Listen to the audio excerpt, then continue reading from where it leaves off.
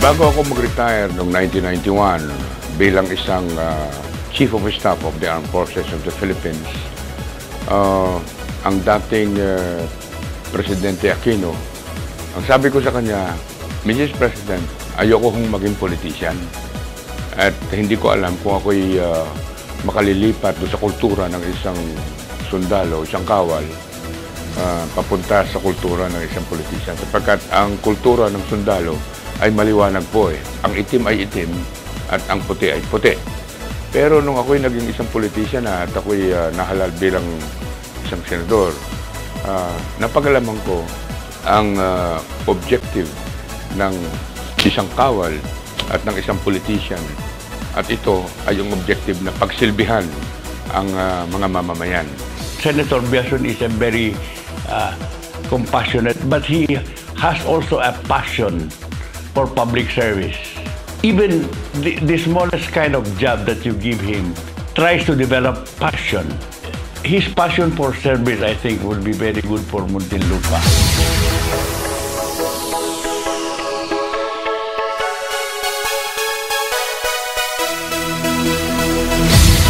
Tinulungan niya po kami. Pagdating po sa Osmon, nasa Osmon na po kami, nabalik pa po siya doon para dalawin ng asawa ko. Tapos po, pag uwi rito, siya pa rin po yung sumundo sa amin sa Osmon. Tapos, natid po kami rito pauwi sa bahay. Yung pagkakataon na talagang walang-wala ka na, andyan po talaga sila handang tumulong. Tuwan-tuwa po si Senador kasi ang apo ko'y Rosana Ropena.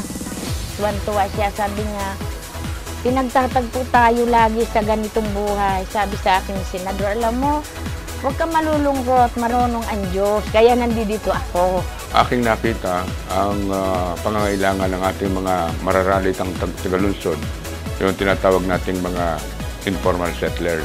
Kaya nga po, dito sa pagkakataon na ililikas sana ang 7,000 pamilyang Muntinlupa, ang 6,000 po dyan na ililikas sana sa ibang lugar, maliban pa sa Muntinlupa. Yan po ay aking ipinaglaban at tayo po naman ay nanalo. Kaya kahit isang mamamayang tiga Muntinlupa, yung tinatawag nating informal settlers, sa release ng tren, ay wala pong nailipat ng palabas ng Muntinlupa. Sa ngayon po, napakaayos ang lugar namin, may tubig, may kuryente, pati yung mga sasakyan. Wala po kaming problema hanggang ngayon. Nilakad nila na doon kami talaga ilipat. Para sa taga Muntinlupa lang talaga yung lupa na yun.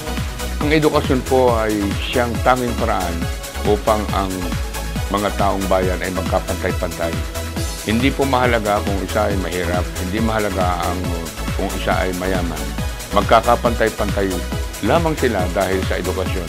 Halimbawa po, itong kaharap ninyo ngayon ay dating labandero, isang laborer, nagtitinda ng tinapay, ng sigarilyo, ng dyaryo, sapagkat naulila po siya. Dahil po sa edukasyon, nakawala ako doon sa kinalalagyan kulon. At dahil sa edukasyon, ako po ay nagsasalita sa inyo ngayon. Nilungan niya ako maglaba. Kaya sabi nga, naalala niya daw yung dating daw, yung bata pa daw siya. Na ganun nga daw po. Naranasan niya rin daw yun. Yun na po, sabi niya, punta daw po ako dun sa opisina niya. Tapos yun po, parang inanin niya po ako na magtrabaho. Scholar din po ako sa kanya. Nakalaking halaga nito as a student po dahil po sobrang malaking naitulong po niya. Alam niyo po, ako ay naging senador sa loob ng 15 taon. At ang mundong ginalawan ko ay magmula sa Batanes hanggang sa Tawi-Tawi. Pero kahit paman na ang dapat kong ginagalawan ay mula sa Batanes hanggang sa Tawi-Tawi, pag may kapangangailangan po ang taong bayan dito sa Muntinlupa, ay nandito po si Pong Biason. Sa lawak po ng responsibilidad ng isang senador, binigyan ko ng pangunahing atensyon at halaga ang pangangailangan ng mga tiga Muntinlupa. Nakita namin siya kung paano siya nagtulong sa kalugar namin. Ngayon, medyo maganda na yung lugar namin kasi nasiminto na yung kalsada, nalagyan na ng basketballan. Kaya magpapasalamat kami dahil walang tigil yung tulong nila.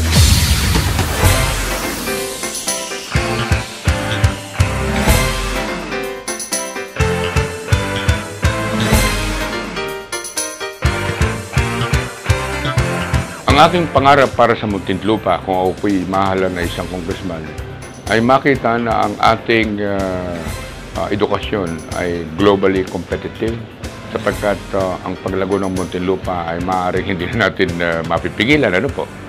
Nakita ko yung angking talino, husay at paninindigan ni Manong Pong Biazo. Mag-seatmate kami sa Senado at sa bawat pagkakataon na kinailangan na may tumayo para sa kapakanan ng sambayanan, naandyan si Manong Pong Biazo. Hindi umaatras, parating isinusulong ang kapakanan ng sambayanan. Kailangan natin sa Kongreso si Manong Pong Biazo. Suportahan natin sa pagka-congressman Pong Biazo. Maaasahan po natin. Gusto ko pong makita na ang programang pangkalusugan din sa Muntinlupa ay magiging abot kaya ng lahat, mayaman man o mahirap, lalo na po sa mga mahihirap. Matibay ang paninindigan ni Pong Biazo, lalo na sa usapin ng mga programa para sa mahihirap nating mga kababayan. Tulungan natin si Pong Biazo, dalhin natin sa Kongreso. Gusto ko po rin makita na ang ating mga tinatawag nilang informal settlers ay mabigyan din ng isang tunay na programa para mabigyan po naman sila ng pabahay at lupa. At yan po ay mangyayari lamang hindi sa local government, kung hindi sa Kongreso ng Pilipinas.